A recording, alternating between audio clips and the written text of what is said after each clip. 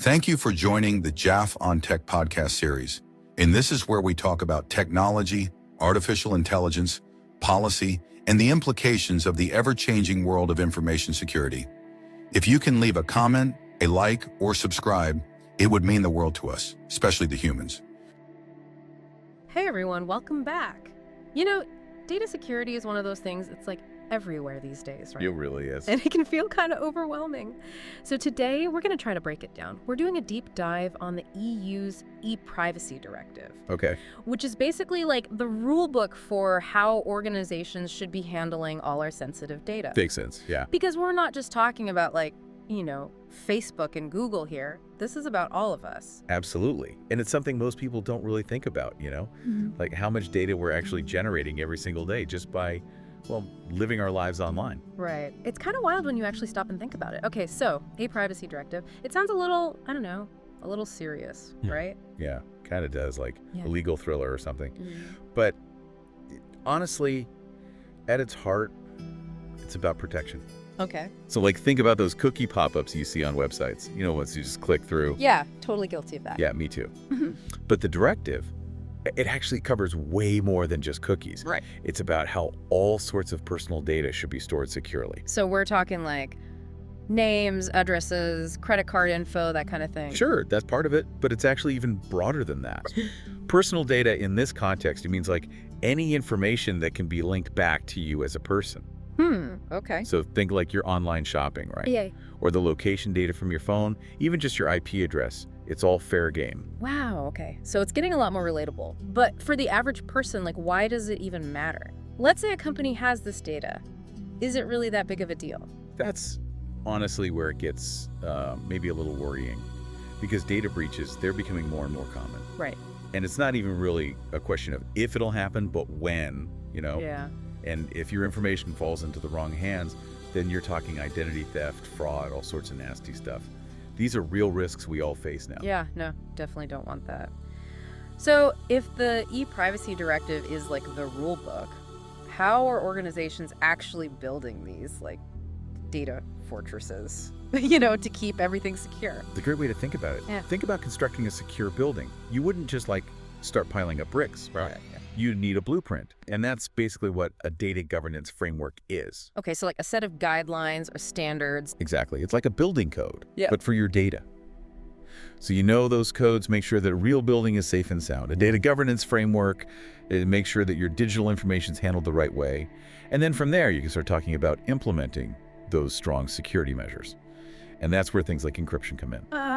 Encryption. Okay, so how do you make data unreadable if someone's not supposed to see it? That's where encryption comes in. Yeah. It's imagine you've got a top secret message for your, super spy. Okay. You wouldn't just send it plain text. Right. You'd use some kind of code, a cipher, so that only the person with the key can decode it. That's what encryption does. Okay, I see. So it's like a digital lock and key for your information. What are some of the most secure encryption methods? The ones that are, actually spy level? Well, two big ones you'll hear about are, first, AES. That stands for Advanced Encryption Standard. Okay. And that is Fort Knox level. Governments use it for classified info. Oh, wow. And then there's TLS, Transport Layer Security, and that one protects data when it's traveling across the internet. Okay. So think of it like a secure tunnel. Your information is traveling through, safe from prying eyes. So AES is for data just sitting there, and TLS is for when it's moving around. Makes sense. But encryption, that's just one part of it, right? There's more to security than that. You got it. Yeah. Because you could have the best lock in the world, but if everyone have a copy of the key... Yeah, not very secure. Exactly. That's where access controls come in. So limiting who can even get to the data in the first place. Exactly. And a big idea here is the principle of least privilege. Okay, I think I might need an example for that one. Sure, so imagine an office building, right? Not everyone needs access to the executive suite. Right. Only people with a certain level of clearance. And it's the same idea with data. You limit access to only the people who actually need it. Reduces the risk so much. Oh, okay, that makes sense. Controlling who sees what based on, their job, their responsibilities. It's kind of like on social media, right? You can choose who sees your posts, friends only or public. That's a great comparison. You got it. And to take that analogy even further, just like a real building, there are different levels of access control for data too. So Think about key cards in that office building, right? Yeah. They can let you into certain floors, certain rooms. So with data, that's where role-based access control comes in. You're assigning permissions based on someone's role in the organization. So different levels of clearance, like in a secure facility, some people get top secret clearance, others, just need to get to certain areas. Exactly. But all of this, building these digital fortresses, it's only half the battle. Because, okay, we've built this fortress, right? We've got all the encryption, the access controls. It's like Area 51 for our data. Right. Sounds pretty solid. So what else is there? Well, building the fortress is one thing, but then you got to think about, what happens if someone tries to, lay siege? Whoa. Okay, you're saying even with all that, breaches can still happen. Yeah. Unfortunately, yeah. You can never be 100% secure in the digital world. It's just the reality. Oh. So that's why organizations, they have to be proactive, constantly monitoring, looking for anything suspicious. So it's like, what, having guards on the watchtowers, always looking out for threats. Exactly. And in this case, those guards, they're called intrusion detection systems, or IDS. They're like the alarm bells, right? If someone's trying to get in where they shouldn't be. Got it. Okay, but so the alarms go off, then what? Is there like a SWAT team of digital knights? Well, it's not quite that dramatic, but that's where having a good incident response plan is critical. Okay. Think of it like a fire drill, You hope you never need it, but you got to be prepared. Right. So it's like step by step, what to do if a breach happens. Yeah, exactly. How to contain it, figure out the damage, who to notify, and really important, how to recover and learn from it. Because the goal is to not just react after something bad happens, but to keep getting better, adapting those defenses. Right. Always stay ahead of the bad guys. Which I guess brings us to that whole evolution thing we touched on earlier. Technology changes so fast. It really does. So how can this directive, which has been around for a while, how can it keep up? That's a great question.